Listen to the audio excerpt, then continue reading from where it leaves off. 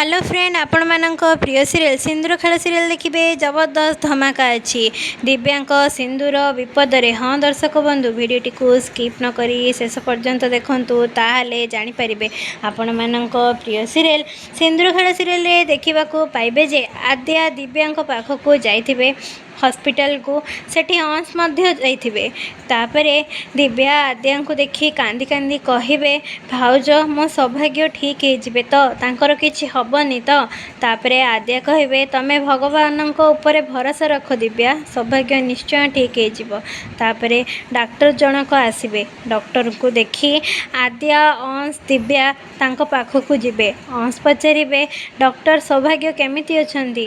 तापरे डॉक्टर कहिबे, तांको देहरु बहुत ब्लीडिंग हेछि, बहुत रक्त बही सारिछि। तांको एबे 12 घंटा बहुत गुरुत्वपूर्ण।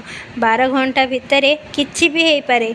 आउ तांकर जदि 12 घंटा भितरे होश न आसे ना, ताहले से बहुत डिप्रेशन को चली जिबे। से कोमा को मध्य पड़ेबार संभावना अछि।